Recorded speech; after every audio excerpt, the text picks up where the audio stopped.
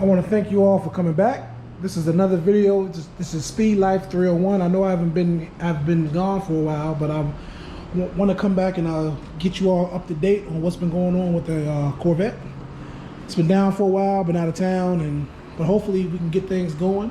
If this is your first time watching this video, watching any of my videos, I would appreciate if you would like, share, and subscribe so we can get the algorithms up, so we can build this community. And I promise when we get to our first 5K, I'm going to buy one of my subscribers a performance part of their for their vehicle that they can actually use. And I am a man of my word. As I grow, you will benefit too. And just to give you up to date, I know we were talking about superchargers and nitrous and which one we should go with and the pros and the cons, and I wasn't really sure which way I wanted to go. I was debating between the 2600 Magnuson, and then I was also looking at a lot of my friends were telling me to go with 150 shot or 200 shot, which would have been really fast. But it's a lot of things that go with nitrous. Like you have to worry about bottle pressure, you have to worry about checking the solenoids, the clogging. You can't use it all the time. You can't really play with it. It's either all the way on, all the way off, and that gets becomes kind of a headache. And then also too, the roots blowers that come on the Z06, which is more like a roots, and the twin screw is more like a Maggie, they hit really hard down low. But for someone like me, it's like the Vettes. I can't speak on Mopars and the other cars. Like a heavier car that actually squats can actually benefit from having that extra torque at 2,000 RPM. But Corvettes, we're already very traction limited, so we really can't benefit too much from the torque. It just, a lot of times, just like they tell you, spinning isn't winning. And that's kind of why I started to look at these centrifugals. Now the centrifugals will drive like a stock car while you're cruising between 18 and 2,500. And once you get around 3 to 4 grand, the centrifugal will start to come in little by little. And by 4 or 5 grand, you better hold on tight. But the cons are you don't have the torque, but the power is more manageable, so the power comes on a lot more linear, which is actually a benefit to the Corvette, which I believe is more because we have a 50-50 weight balance. Of course, a lot of guys don't know our transmission is in the back, and the suspension does not squat. Can you make a Corvette a drag car? Yes, you can. Was it designed to be one? No, it wasn't. And that's the dilemma. Like, I'm not trying to make this car into a drag car. I want it to be a supercar / sports car, or whatever realm it may fall into. But I want to keep it as true to a street car as I can. So I don't want to walk around with welds and mismatched tires and skinnies. I don't want to do all that. And to actually hook up a roots, that's probably what I would have to do to make 800 torque to the wheel. But also, I do have R888Rs on all 4 corners. I have a 345 rear and I have a 295 front.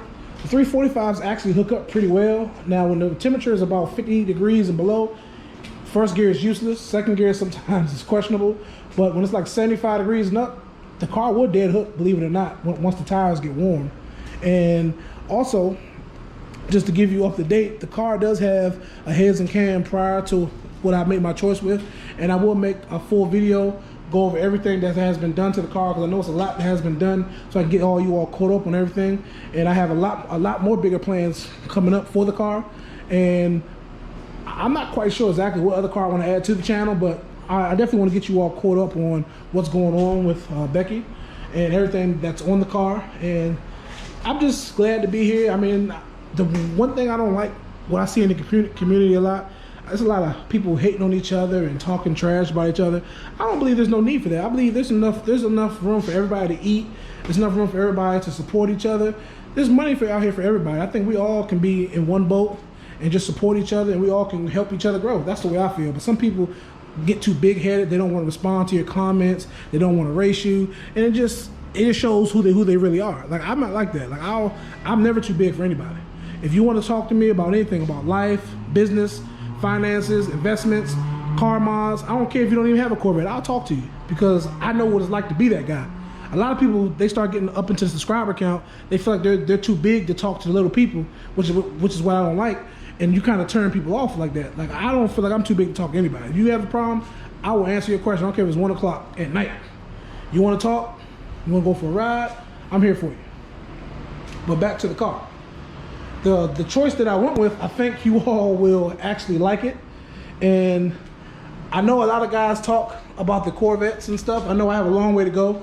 And shout out to Street Speed and all the other Corvette YouTubers out there. And I just, one day, of course, Tamir out in California, but I definitely want to get Becky.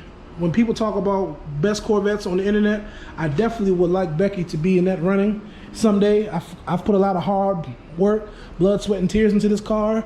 Everything was meticulously designed, and every color, I can show you the pictures.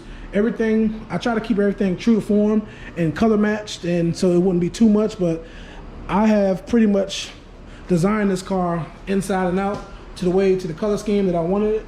And I would love for this car to be one day, when people talk about Corvettes on the internet, that they say they can definitely throw this hat into the ring and say, oh yeah, Speed Life has one of the best Corvettes on YouTube also.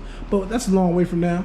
And I'm definitely down to do rallies and races just to see how fast she really is, because right now with the COVID, also RIP to anybody who's lost any family members due to these uncertain times.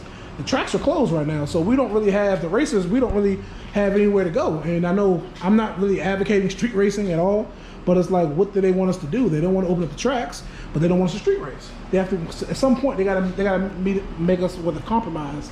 But definitely, I have some more things planned, and I'll definitely go down and tell you what tires to use, because I've pretty much used every combination that you can use on the Corvette with tires and brakes. So I'm here to hopefully try to save you guys a lot of money, so you all don't have to go out and buy things twice. You can kind of live through me. I can tell you my experience with certain products like sway bars and brakes and tires and headers, shorty, mids, long tubes, different brands. I've pretty much tried them all, trial and error, because I do a lot of things with this car. I do road course mostly. This is not a drag car. I do a lot of road racing, road course, autocross, and I love track days. So my goal with this car was to set this car up to be an all-around car, to be the ultimate street car that would be good at doing everything. Not great at one thing, but great at everything. And I feel like I'm on my way. And I will also tell you, I'm going to go down into to deep extent on everything else that the car has. Like I said before, the car does have a heads and cam package, has a built motor. I've upgraded the fuel system to 4 Innovations, and this is the supercharger that I went with. I felt like I didn't want to go with the Roots. I feel like a centrifugal was going to be the best option for me for the power delivery that I wanted and the fuel economy, and also gave me room to grow. I was also debating between the Pro Charger, the D1. I looked at the ANA TI and the ECS, all good kits, but I've heard some things. I know ANA seems to have the centrifugal down for the Corvette, not speaking bad on anybody else. And I was going to go with the TI, but then I try to tell people, I try to think long term. I always overbuild the car that way, because we can always come and say, you know what, this is all I want to do right now. And then when later comes, you're like, damn, I wish I would have added more to it. And now you got to go back into the motor or buy something twice, and that's what we want to avoid. That's why I say, you know what, let me just go ahead and buy the YSI, and I can set it at a lower rate. And if I need it more down the road, I can add more down the road. And so far, I'm not really spending it that hard at all, but man, oh man, I see why people love boosts. Hopefully when the weather gets a little better, we can get a little more traction. But she's definitely much faster than I expected, and it seems to hit perfectly.